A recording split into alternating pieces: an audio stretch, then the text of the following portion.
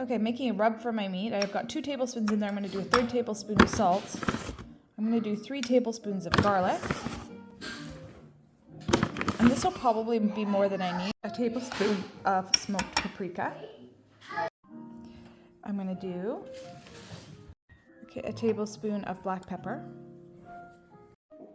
So this is a blend I'm going to use. It's oregano, marjoram, thyme, basil, rosemary, and sage. So you could use any of these, or you could use dill or cilantro or whatever you've got. I'm going to put in 3 tablespoons of that. Okay, so there's 2 tablespoons, here's the 3rd one, of my spice blend. I'm going to give this a stir. So now I have a beautiful rub, just like that, nice spice mix rub. I'm going to put this on broil. Bring your roasts to room temperature. Okay, so here's my bottom round and my top round. I've blotted them with paper towel dry, and I've taken all the strings out, and now I'm going to quarter them.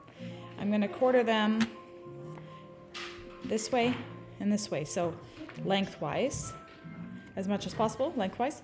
This is my parents' cooking method, altered.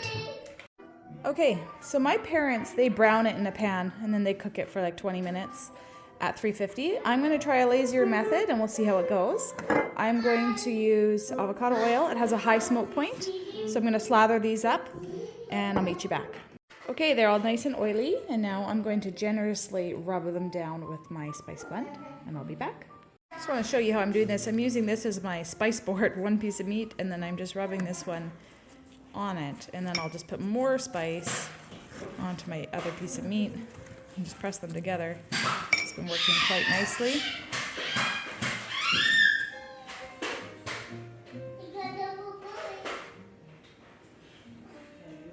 So I've opted for a silicone mat. I didn't want to burn parchment under broil. And you can see there wasn't a lot of spice waste, and I have lots of blend for another meal. So I'm going to throw these in for 10 minutes on broil, and then I'm going to knock it down to like 325 or 300 for another 10 minutes, and then I'm going to check them. My intention with these isn't just to eat them as roast, though that would be perfect at that point, I'd say. I'm going to shave them, let them sit for like a half hour, and shave them into deli meat. And so, and I think that's even ideal if you fridge them for quite a while. They're easier to cook when they're cold, slice thin when they're cold. Okay, I'm going to show you my favorite way to cook pan fries. I don't actually have enough potatoes really for my gang here, but I'm going to probably throw some roasted beets into the mix. So first thing to do is I'll show you my cut. Okay, so here we are, big, chunky, long, lengthwise fingers, and I'm going to soak those in water. So you want to soak those for at least a half an hour, but you can do it like 24 hours in advance if you've got company coming.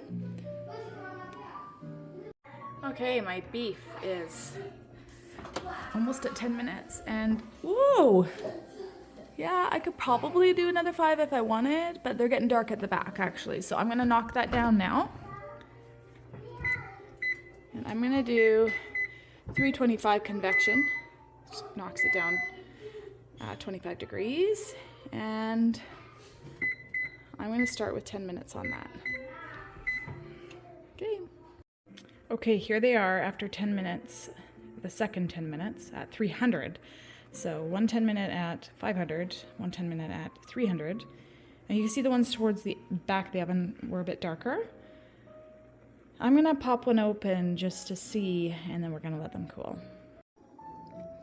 So bear in mind this was the darkest one, but knowing that they still are going to cook while they rest, I think that was actually just perfect. And I have to tell you, it's so yummy. Okay, so here's my potatoes. They're wet. I've got a nice clean towel. I'm going to roll them dry. And I have poured my starchy water down the drain and dried my bowl. And I'll transfer my dried potatoes back to my dry bowl. Okay, there they are. And I'm going to douse them generously in my avocado oil and toss those. My typical go-to for tossing them in a starch is arrowroot, but today I'm going to use potato starch. You could use tapioca, you could use cornstarch, any starch. I'm going to toss those really well and coat them. So you're probably wondering, I just soaked all the starch out of the potatoes and now I added it back in. But the thing is when you get the starch out of the potato and you get it all over the outside with the oil, it just makes the edges so crispy, yummy. And so for flavor, because I just made that nice seasoning blend, my rub for my meat, maybe it seems like a lot of the same thing, but I'm gonna just go for that because it's got my lots of salt, lots of flavor, and I'm gonna give it a toss. All right, these are ready to go in, and with some beets. We're going in at 375 for probably about an hour on the potato and beets.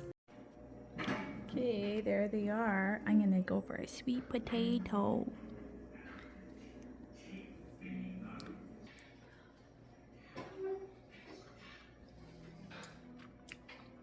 They could go a little longer if you want them crunchier. The sweet potatoes will always be a bit softer. Flavor is great.